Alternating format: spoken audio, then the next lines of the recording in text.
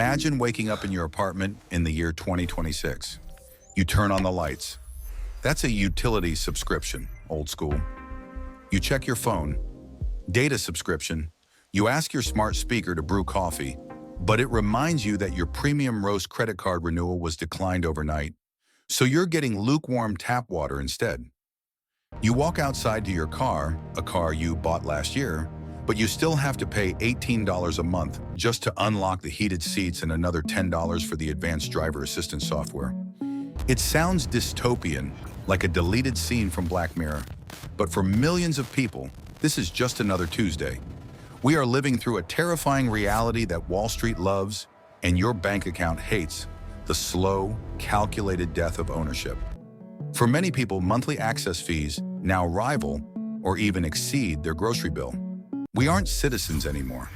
We are active users, and the terms of service just change. Today, we're diving deep into the mechanics of the subscription trap.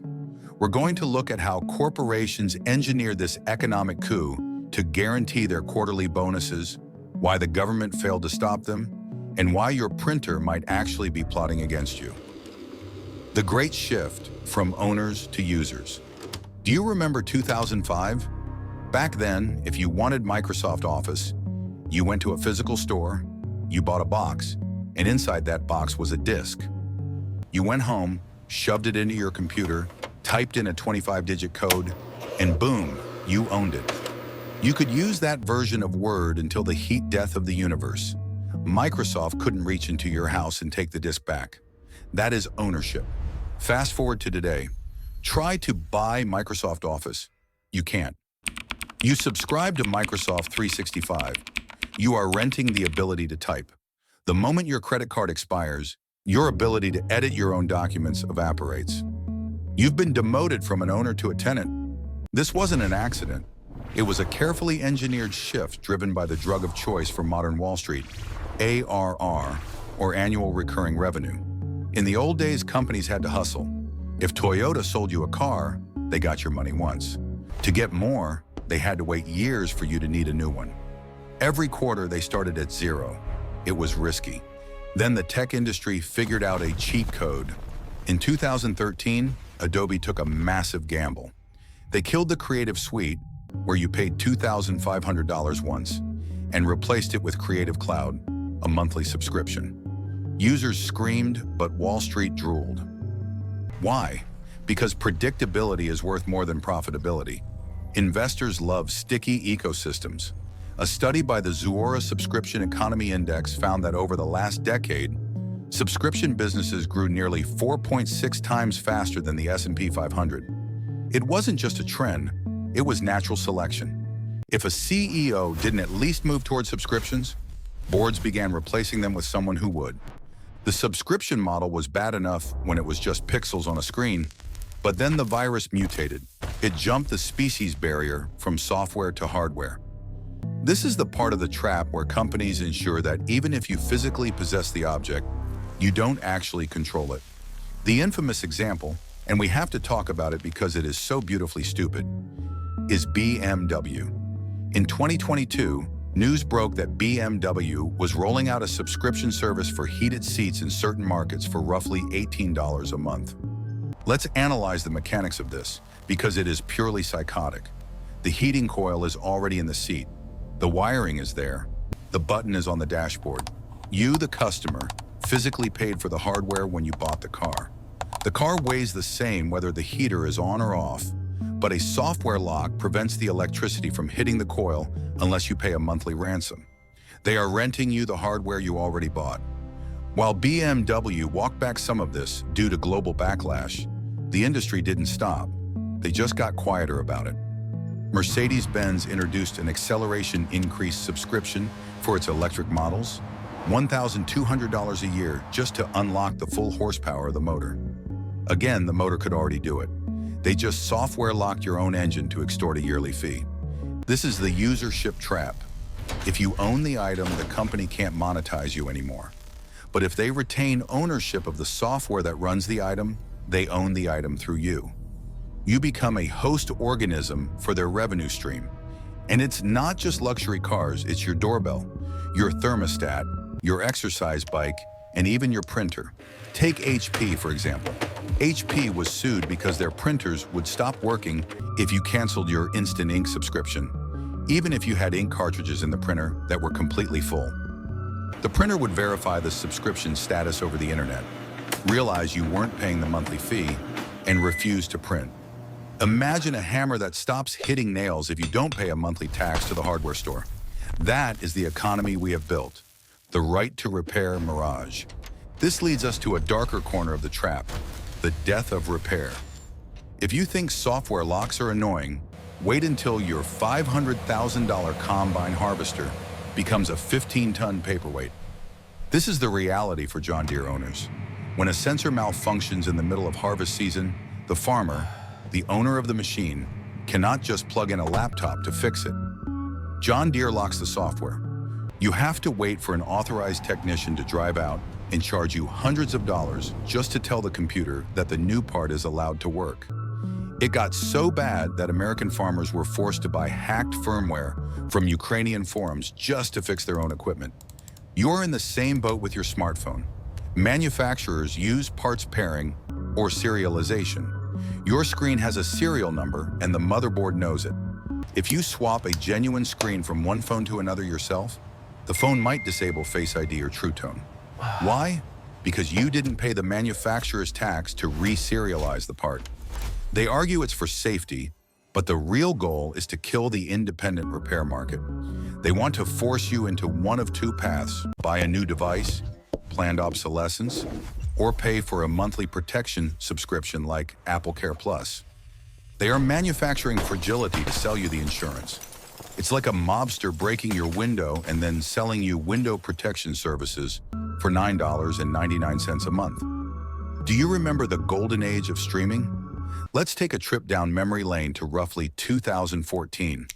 Back then, you felt like a genius. You called up your cable provider, told them exactly where they could stick their clunky box, and canceled your $120 per month TV package. You signed up for Netflix for just $7.99. You had everything: The Office, Friends, Disney movies, Marvel. It was an infinite buffet of content for the price of a sandwich. You thought you had won the war against the system. You didn't win. You just walked into a trap that took 10 years to spring. Welcome to Streamflation. By late 2025 and early 2026, the cost of streaming services didn't just tick up, it exploded. Data from the Labor Department showed streaming inflation hitting nearly 20% year over year. Why did this happen? It wasn't just generic corporate greed. It was a mechanical shift in economic phases. For a decade, companies like Disney, Netflix, and Amazon were willing to lose billions of dollars to get you hooked. Disney didn't care if Disney Plus made money in 2020. They just wanted to kill cable and get your credit card on file. They were literally paying you to watch their shows. But eventually, Wall Street got bored of growth at all costs. Interest rates went up, money got expensive, and investors started asking, where is the actual profit? The bill finally came due, and you are the one paying it. But the price hike isn't even the smartest part of the trap. The smartest part is the bundle. Notice what is happening right now in 2026. You can't just get one service for cheap anymore. But hey, if you bundle it with 2 other apps, it looks like a deal. This is actually a prison designed to kill churn, the rate at which people cancel. In the early days, you could subscription hop, binge a show on Netflix, cancel, then sign up for HBO for a month. Corporations hate that. It makes their revenue look like a roller coaster. So they reinvented cable. By bundling services together, they make the psychological cost of canceling much higher.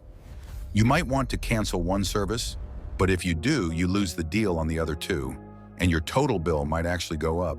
So you stay. You pay for 3 services to watch one. We spent 10 years cutting the cord only to painstakingly recreate it, app by app, until we ended up with the same bloated bill we started with. Except now we have to manage 12 different passwords and the interface is worse. And here is the dark humor of it all. By January 2026, the ad-free tier has effectively become a luxury product. We have reverted to the 1980s television model. You pay a monthly fee and you still watch commercials. The only difference is that in the 80s, you could record a show on a VHS tape and keep it forever.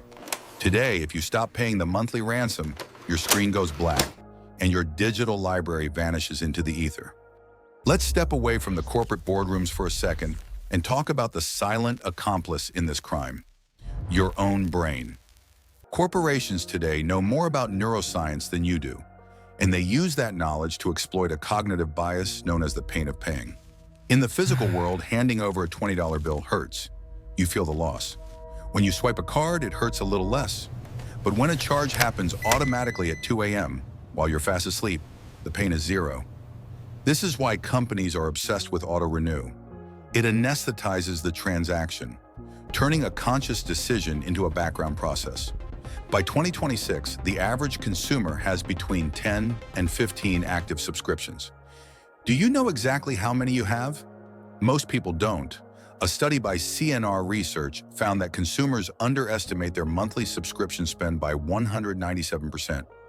You might think you're spending $80 a month, but your bank statement says it's closer to $240.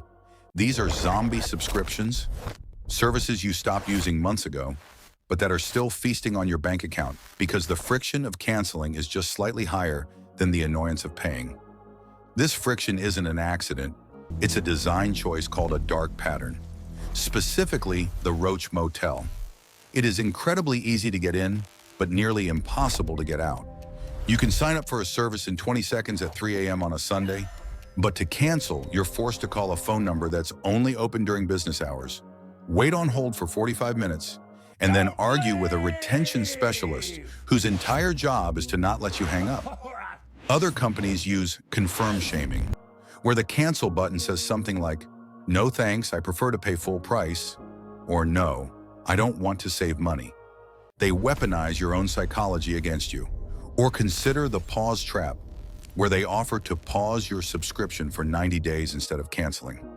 It feels like a win, but after 90 days, the service quietly turns back on when you've long since forgotten about it. In 2026, companies are spending millions on AI-driven retention algorithms. These systems predict your psychological breaking point and offer you a specific discount the exact second you move your mouse toward the unsubscribe button.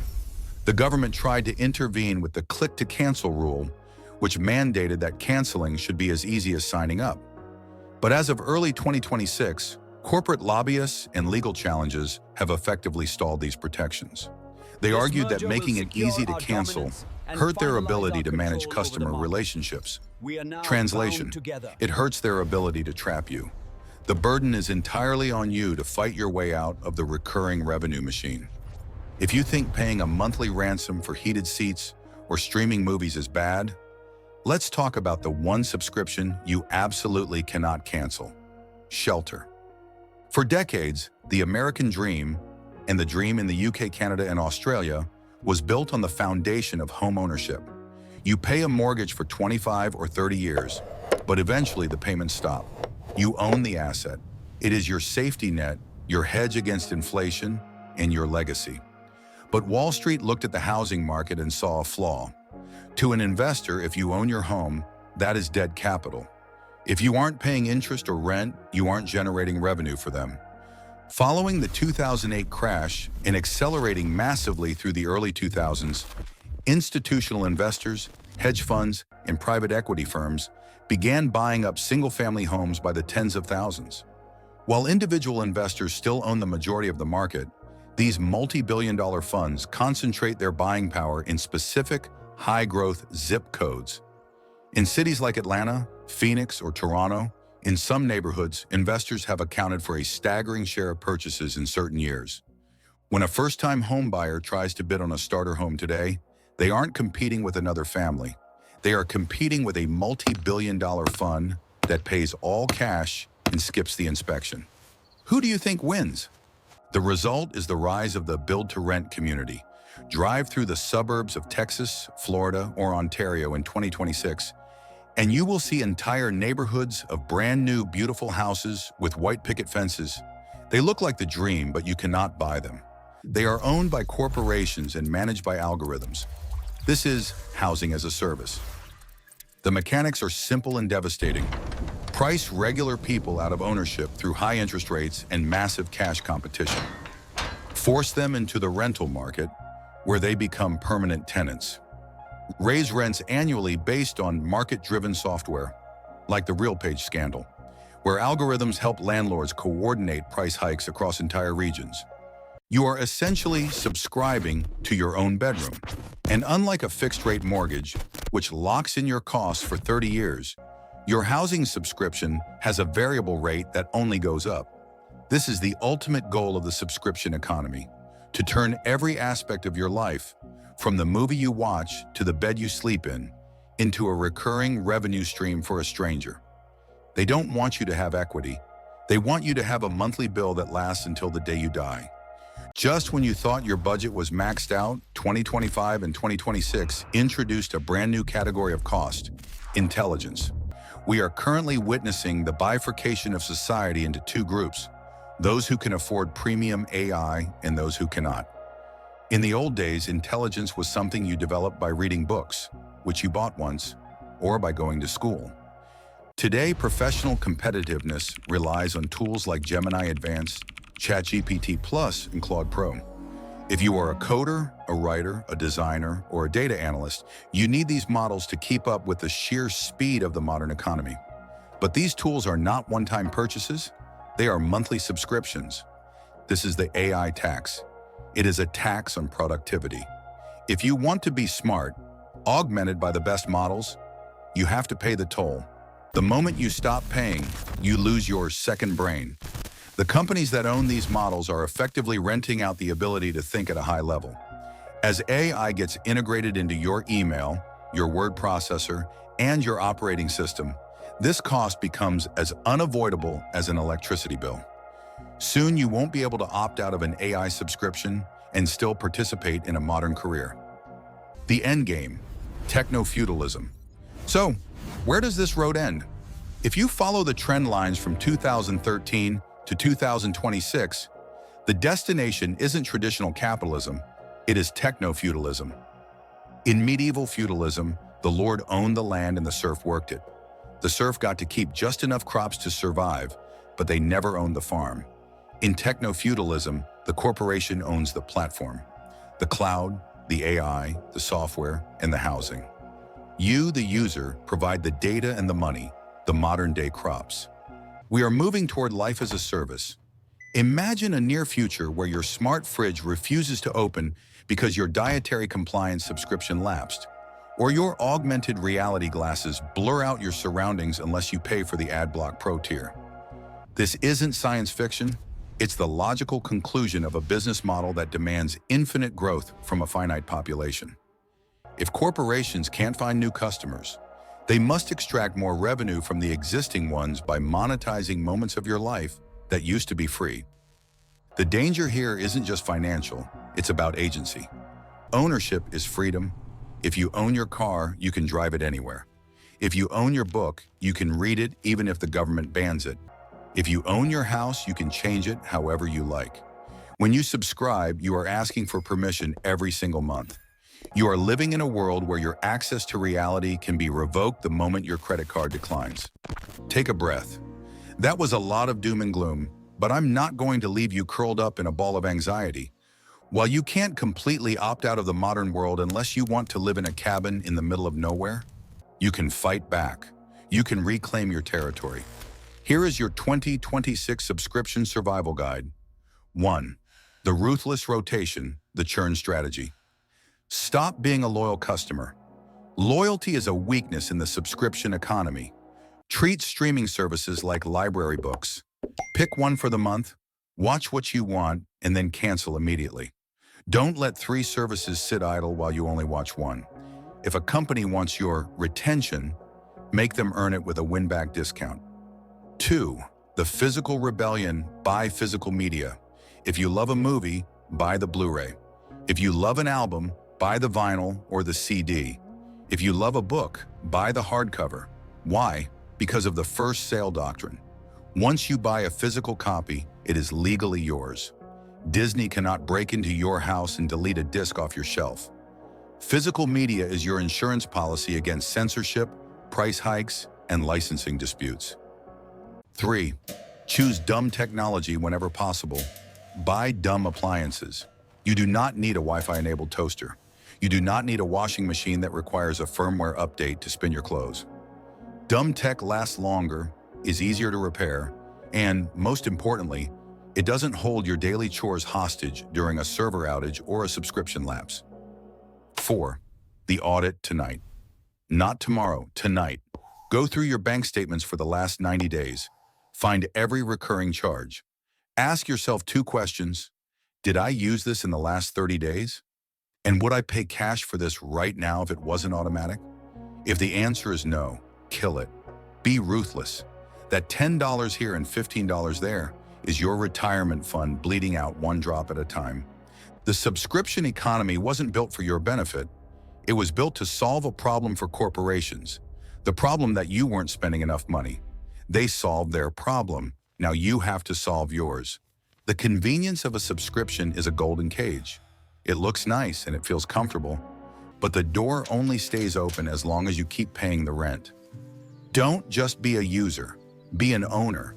Reclaim your agency, because in 2026, the most revolutionary thing you can do is simply own something. Thanks for watching. If you want to see the math on exactly how much Streamflation is costing the average family, check out our deep dive on that right here. And yes, subscribing to this channel is free, but buying a physical copy of your favorite movie, that's priceless. I'll see you in the next one.